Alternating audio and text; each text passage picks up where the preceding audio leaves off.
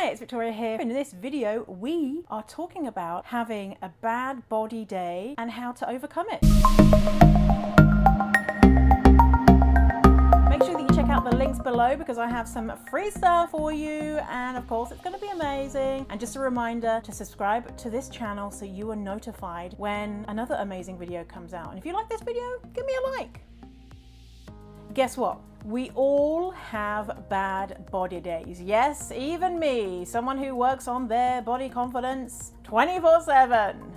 Even Beyonce has bad body days. I know, it's hard to believe, but it's true. And the reason is that we are human beings. Hurrah for being a human being. And also we live in a super fat-phobic society. So it's very difficult to not have bad body days, especially when we are bombarded with messages from all corners of the world, the internet, friends, families, magazines, telling us that our body should look a certain way. And so we can be very resilient and most days be like, fuck you, my body is amazing. But some days something will happen and we're like, oh my God, I am disgusting. So this is 1000% totally normal, and FYI, just a reminder, I too have bad body days. Something that I've noticed about when I have a bad body day is that it's not actually about my body. There is other stuff happening in my life that makes it difficult for me to then cope with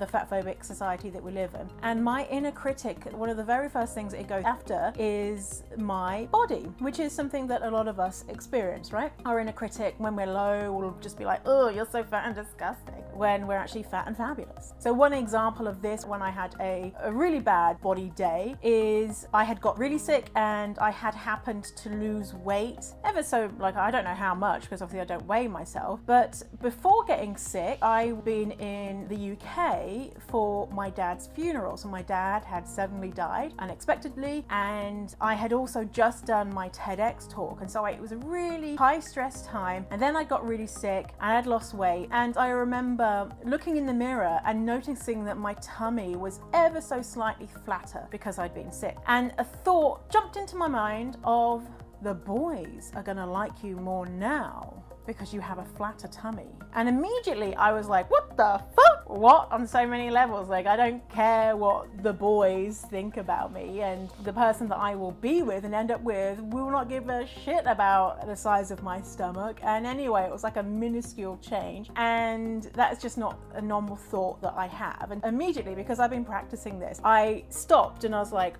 whoa, where the hell did that come from? And I thought, wow, something must be going on for me to have suddenly attacked my own body. And then I looked and I was like, wow, yeah, I have actually been going through it a lot recently. That is why I had that thought. That is why I'm feeling like that. It's got nothing to do with my body. I don't look better having a smaller stomach. It's not based in reality. If you ever catch a thought, because a lot of the times the thoughts will just whiz by and we don't even realize it, right? But if you're able to catch a thought, you can think, what's going on with that? Why am I feeling like that? Has something else been going on in my life? Am I in a stressful situation? Am I in a period of growth? What is happening here? Another thing you can do, if you think, nothing's happening, I just feel shit about my body, well, that's totally normal too. Another thing you can do is to think about your body not as a vessel to tantalize the eyes of the opposite sex, because that's not what we're here for. Our bodies are here to keep us alive and let us experience the world. And they're doing that, right? Our bodies are, we're breathing, our brain is working. And so in those moments, can you think of ways that your body is magical? And so your body is magical because you have a brain that tells your body to do all sorts of shit, like breathe. You're breathing. All of a sudden I'm noticing my breathing. You're breathing automatically. Holy shit, isn't that amazing? What else does your body do? Can you see? Can you hear? Can you speak? Can you smell? Can you walk? Can you run? Can you jump? Can you hug your friends and families? Can you sing? Can you cuddle up in your bed at night and hug your puppy? Like, so many things, so many ways that your body brings you joy. And so can you think about that versus the idea that your body is not physically appealing to you in that moment? And a reminder, your body is not here to serve other people's eyeballs by looking a certain way. That's not the function of your body, just FYI. Okay, so reminder, if you catch a thought, a negative thought, where did this thought come from?